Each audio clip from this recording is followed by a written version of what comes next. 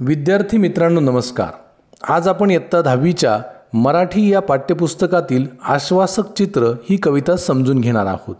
कवितेच्या कवयित्री आहेत नीरजा। प्रस्तुत कवितेत स्त्री पुरुष समानतेचे एक आश्वासक चित्र रेखाटले आहे आणि ते चित्र प्रत्यक्षात साकार होईल असा विश्वास व्यक्त केला आहे। स्त्री पुरुष समानतेचे मूल्य रुजवणारी ही चिंतनशील कविता आहे। कवयित्री नीरजा यांनी प्रस्तुत कवितेत स्त्री पुरुष समानतेचे मूल्य चित्रित केलेले आहे। ते सर्व विद्यार्थ्यांमध्ये संक्रमित व्हावे व रुजावे या उद्देशाने पाठ्यपुस्तकात या कवितेचा समावेश केला आहे। चला तर समजून घेऊया आश्वासक चित्र ही कविता। कवयित्री नीरजा यांचा परिचय। नीरजा या स्त्रीवादी कवयित्री आणि कथालेखिका म्हणून प्रसिद्ध आहेत। त्यांचे निरन्वय, वेना, स्त्री गणेशा, निरर्थकाचे पक्षी हे कविता संग्रह प्रकाशित आहेत। आश्वासक चित्र ही कविता निरर्थकाचे पक्षी या काव्यसंग्रहातून घेतली आहे। जे दर्पणी बिंबले, ओल हरवलेली माती हे कथासंग्रह प्रसिद्ध आहेत। साहित्य क्षेत्रातील लेखन कार्याबद्दल महाराष्ट्र शासनाच्या कवी केशवसूत, इंदिरा संत तसेच बहिरू रतन दमानी इत्यादी पुरस्कारांनी त्यांचा गौरव झालेला आहे। विद्यार्थी मित्रांनो, आता आपण आश्वासक चित्र या कवितेचे वाचन करूया। तापलेल्या उन्हाच्या आडोशाला बसून खेळते आहे एक मुलगी केव्हाची। मी पाहत राहते तिला माझ्या घराच्या झरोक्यातून। ती मांडीवर घेते बाहुलीला, एका हातानं थोपटत तिला चढवते आधन भाताचं, भातुकलीच्या येवल्याच्या गॅसवर। बाजूला खेळतो आहे मुलगा हातात चेंडू घेऊन, खूप उंच उडून चेंडू नेमका झेलतो तो हातात। मुलगी पाहत राहते कौतुकानं त्याच्याकडे, अचानक बाजूला ठेवून बाहुलीला ती जवळ जाते त्याच्या। मुलगा दाखवतो तिला आपलं कसब पुन्हा एकदा। मुलगी चेंडू मागते त्याच्याकडे, तेव्हा तो हसून म्हणतो, तू भाजी बनव छानपैकी पाल्याची। ती म्हणते, मी दोन्ही करू शकते एकाच वेळी, तू करशील? मुलगा देतो चेंडू तिच्या हातात। उंच उडवलेला चेंडू आभाळाला शिवून नेमका येऊन पडतो तिच्या ओंजळीत। मुलगा पाहत राहतो आश्चर्यचकित। तशी हसून म्हणते ती, आता तू? मांडी घालून मुलगा बसतो गॅससमोर, दोन्ही हातांनी थोपटत झोपवतो बाहुलीला प्रथम, मग शोधतो पातेलं भाजीसाठी। हळूहळू शिकेल तोही आपलं कसब दाखवतानाच घर सांभाळणं, तापलेल्या उन्हाच्या आडोशाला बसून। माझ्या घराच्या झरोक्यातून दिसतं आहे एक आश्वासक चित्र उद्याच्या जगाचं, जिथं खेळले जातील सारेच खेळ एकत्र। भातुकलीतून प्रवेशताना वास्तवात हातात हात असेल दोघांचाही, यावर सहज विसावेल बाहुली आणि चेंडू जोडीनं। विद्यार्थी मित्रांनो, आपण कवितेचे वाचन तर केले। आता या कवितेचा भावार्थ आपण समजून घेऊया। कवयित्री नीरजा यांनी मुलीच्या खेळण्याचे वर्णन करताना म्हटले आहे की, तापलेल्या उन्हाच्या आडोशाला बसून खेळते आहे एक मुलगी केव्हाची। मी पाहत राहते तिला माझ्या घराच्या झरोक्यातून। आडोशाला म्हणजे आश्रयाला, झरोक्यातून म्हणजे खिडकीतून। दुपारच्या वेळी ऊन तापलेले आहे। आडोशाला सावलीत बसून एक मुलगी बराच वेळ झाला तरी भातुकलीचा खेळ खेळते आहे। हे दृश्य कवयित्री स्वतःच्या घराच्या खिडकीतून पाहत राहिल्या आहेत। ती मांडीवर घेते बाहुलीला, एका हातानं थोपटत तिला चढवते आधन भाताचं, भातुकलीच्या येवल्याच्या गॅसवर। विद्यार्थी मित्रांनो, आधन म्हणजे भात शिजवण्यासाठी आधीच तापवायला ठेवलेले पाणी। भातुकली म्हणजे लहान मुलांचा लुटुपुटीच्या म्हणजे खोटा खोटा संसाराचा खेळ। येवल्याशा म्हणजे चिमुकल्या। विद्यार्थी मित्रांनो, ती मुलगी एकटीच भातुकलीचा खेळ खेळते आहे। ती बाहुलीला मांडीवर घेऊन एका हाताने तिला थोपटत झोपवते आहे, जशी आई आपल्या बाळाला मांडीवर घेऊन झोपवते अगदी तशी। नंतर ती भात शिजवण्यासाठी आधनाचे पातेले चिमुकल्या गॅसवर ठेवते।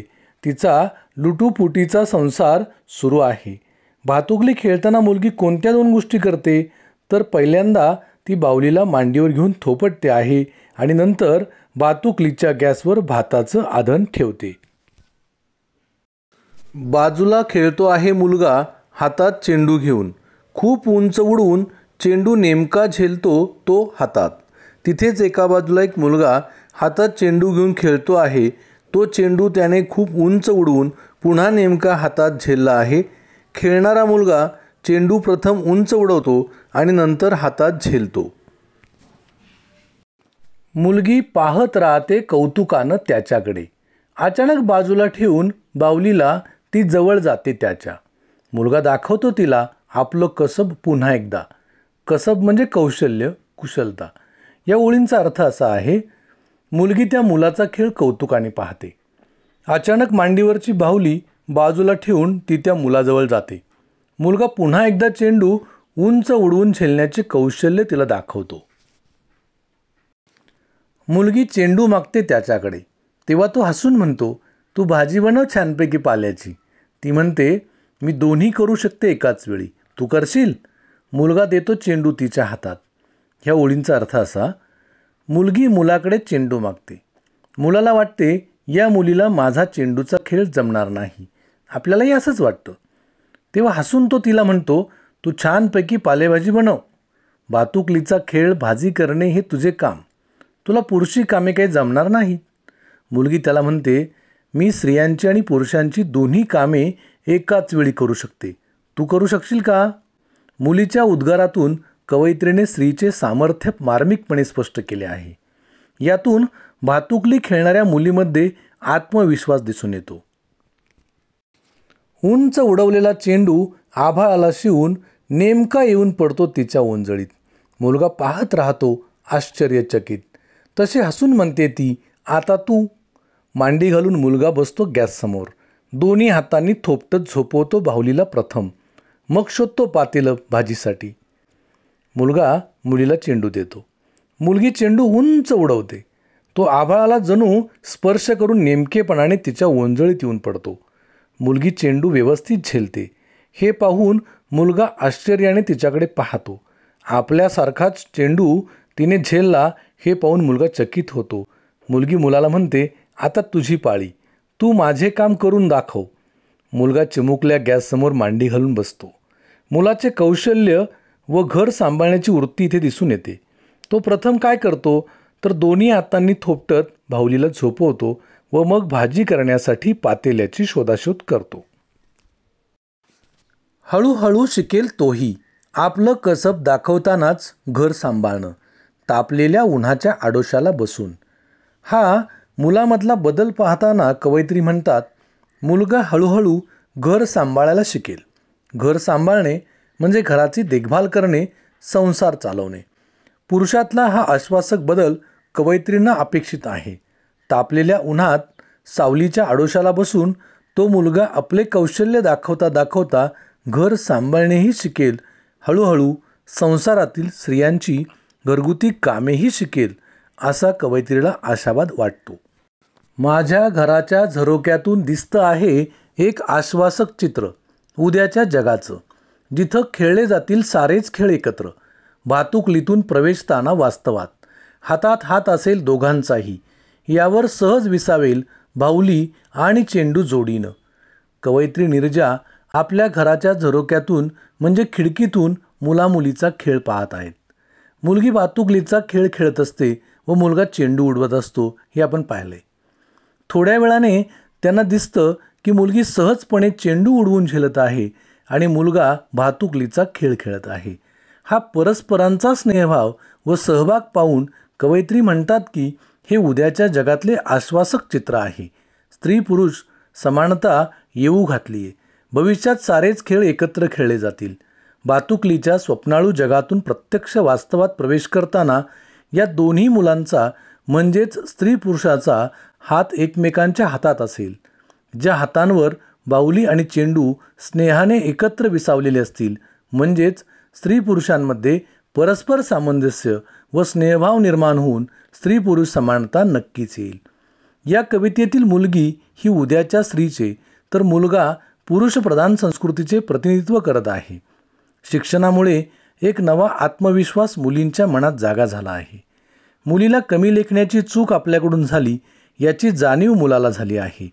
परस्पर सहकार्यातूनच भविष्यातील अनेक कामे करावी लागणार आहेत हे स्त्रीला व पुरुषाला समजले आहे हे नक्कीच. विद्यार्थी मित्रांनो, कृतीपत्रिकेत प्रश्न दुसरा आ यामध्ये कवितेवर आधारित कृती विचारली जाते. आपण कविता तर समजून घेतली आहेच.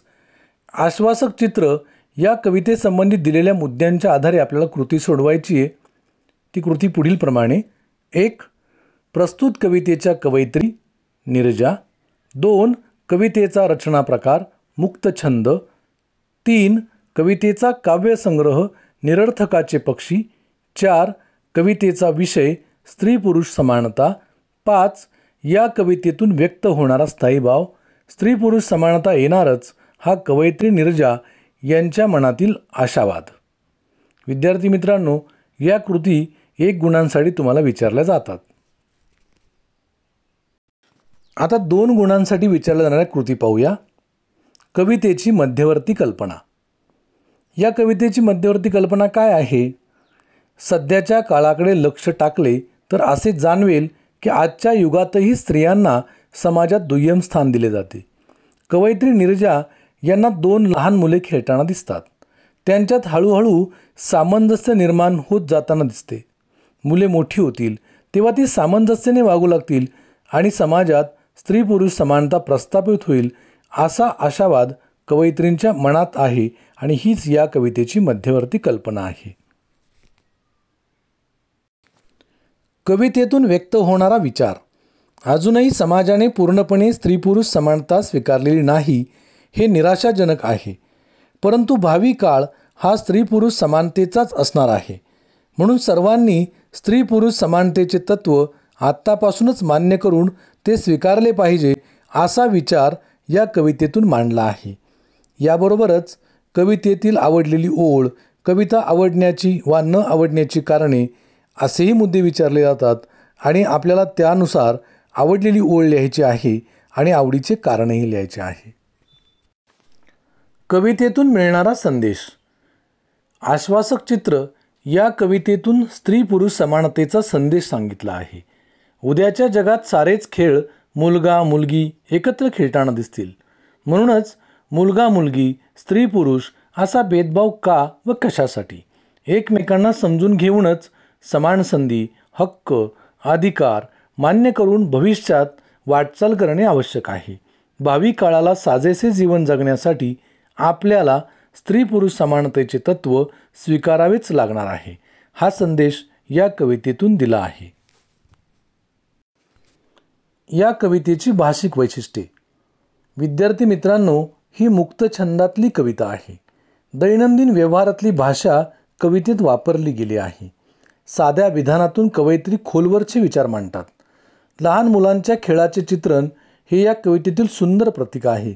या प्रतीकातून आधुनिक जगातील स्त्री पुरुष समानता हा फार मोठा विचार सहजपणे व्यक्त होतो. विद्यार्थी मित्रांनो, कवितेवर आधारित आणखी एक कृती विचारली जाते जी 4 गुणांसाठी असते. ती म्हणजे रसग्रहण. पुढील ओळींचे रसग्रहण तुमच्या शब्दात लिहा. उदाहरणासाठी या कवितेतील 2 ओळी आपण घेतल्या आहेत. भातुकलीतून प्रवेशताना वास्तवात हातात हात असेल दोघांचाही. या ओळीचे रसग्रहण करताना आशय सौंदर्य, काव्य सौंदर्य आणि भाषिक वैशिष्ट्ये लिहिणे अपेक्षित असते. 1. आशय सौंदर्य. प्रस्तुत ओळ ही आश्वासक चित्र या कवितेतील आहे. ही कविता कवयित्री नीरजा यांच्या निरर्थकाचे पक्षी या काव्यसंग्रहातून घेतली आहे. या कवितेतून स्त्री पुरुष समानतेचे एक आश्वासक चित्र उत्तम रेखाटले आहे. भविष्यकालीन चित्र आश्वासकरित्या कसे साकारले जाईल हे लहान मुलगा व मुलगी यांच्या प्रतीकातून योग्यपणे दाखवले आहे. यापुढे आपण काव्यसौंदर्य पाहूया. काव्यसौंदर्य. भातुकलीतल्या खेळाचे जग हे स्वप्नाळू असते. या खेळात सगळ्या गोष्टी खोट्या असल्या तरी त्या आनंद देणाऱ्या असतात. मोठेपणी मात्र खऱ्याखुऱ्या संसाराला जेव्हा सुरुवात होते तेव्हाच खऱ्या अर्थाने प्रापंचिक जबाबदाऱ्या काय असतात ते समजते. संसार दोघांचाही असतो. एकमेकांना समजून घेत अनेक जबाबदाऱ्या पार पाडाव्या लागतात. प्रत्यक्ष संसारातील जबाबदाऱ्या ह्या वास्तववादी असतात. भातुकलीच्या स्वप्नाळू जगातून प्रत्यक्ष वास्तवात प्रवेश करताना सत्य स्वीकारावे लागेल. दोघेही समजूतदारपणाने वागतील, मिळून कामे करतील असे आशावादी चित्र येथे रेखाटले आहे. रसग्रहणातील महत्त्वाचा मुद्दा तो म्हणजे भाषिक वैशिष्ट्ये. भाषिक वैशिष्ट्ये पाहूया. ही मुक्त छंदातील कविता असून या ओळींमधून स्वप्नाळू जग व वास्तव जग यातील नेमका फरक सांगितला आहे. साध्या विधानातून मोठा आशय मांडला आहे. स्त्री पुरुष समानता हा अत्यंत जिव्हाळ्याचा विषय सहजपणे व्यक्त झाला आहे. स्वप्न व सत्य यातील नाट्य आणि उद्याच्या काळातील बदलत्या सामाजिक जाणीवांचे चित्र नेमक्या शब्दात मांडले आहे. विद्यार्थी मित्रांनो, आपण कवितेचे वाचन केले, कवितेच्या प्रत्येक ओळींचा भावार्थ समजून घेतला, या कवितेतील प्रत्येक मुद्द्यांचे स्पष्टीकरण समजून घेतले. याचबरोबर या कवितेवर आधारित रसग्रहणासाठी असणारी कृती देखील आपण समजून घेतली. आता तुम्हाला काही स्वाध्याय दिलेला आहे, तो तुम्ही तुमच्या वहीत सोडवायला हरकत नाही. स्वाध्याय कृती 1. आकलन. 1. मुलीचा आत्मविश्वास व्यक्त करणाऱ्या कवितेतील ओळी शोधा. 2 ओळी तुम्हाला शोधायच्या आहेत. 2. भातुकली खेळताना मुलगी या 2 गोष्टी करते. मुलगी करत असलेल्या त्या 2 गोष्टींचा उल्लेख तुम्हाला इथे मांडायचा आहे. 3. चौकट पूर्ण करा. 1. कवयित्रीच्या मनातील आशावाद. 2. मुलगी येथे बसून खेळत आहे. 3. कवयित्री मुलीला इथून पाहत आहे. 4. मुलगा मुलीला ही भाजी करायला सांगतो. 5. मुले भातुकलीतून येथे प्रवेश करतील. पुढे चौकटी दिलेल्या आहेत, त्यात उत्तरे लिहायची आहेत. 4. खेळणारा मुलगा. चेंडू. 1. प्रथम. 2. नंतर.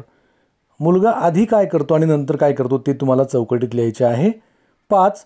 गॅससमोर मांडी घालून मुलगा पुढे कृती करतो. 1. प्रथम. 2. नंतर. इथेही त्या मुलाच्या कृती लिहायच्या आहेत. 6. कवितेतील खालील घटनेतून किंवा विचारातून आढळणारा व्यक्तीचा गुण लिहा. 1. मांडी घालून मुलगा बसतो गॅससमोर. या ओळीतून त्या मुलाचा कोणता गुण आपल्याला दिसून येतो ते लिहायचे आहे. 2. मी दोन्ही करू शकते एकाच वेळी. यामधून त्या मुलीच्या अंगी असणारा कोणता गुण दिसून येतो ते लिहायचे आहे. 2. पुढील ओळींचा सरळ अर्थ लिहा. हळूहळू शिकेल तोही आपलं कसब दाखवतानाच घर सांभाळणं. 3. काव्य सौंदर्य. 1. ती म्हणते मी दोन्ही करू शकते एकाच वेळी, तू करशील? या ओळीचा तुम्हाला समजलेला अर्थ स्पष्ट करा. 2. स्त्री पुरुष समानतेबाबत तुम्हाला अपेक्षित असलेले चित्र तुमच्या शब्दात रेखाटा. 3. कवितेतील मुलगा व मुलगी कशाचे प्रतिनिधित्व करतात असे तुम्हाला वाटते, तुमच्या शब्दात लिहा. यानंतर चौथी कृती आहे रसग्रहणासाठी. खालील ओळींचे तुमच्या शब्दात रसग्रहण करा. भातुकलीतून प्रवेशताना वास्तवात हातात हात असेल दोघांचाही. विद्यार्थी मित्रांनो, आपण हा व्हिडिओ ऐकलात, पाहिलात त्याबद्दल खूप खूप धन्यवाद. व्हिडिओ निर्मिती आणि संकल्पना श्री नाना शिवले, माजी उपसभापती, शिक्षण मंडळ पिंपरी चिंचवड महानगरपालिका, प्रेरणा माध्यमिक विद्यालय, लक्ष्मणनगर, थेरगाव, पुणे आणि श्री प्रवीण मुंडे, श्रीमती SD गणगे प्रशाला, कृष्णानगर, चिंचवड, पुणे. धन्यवाद.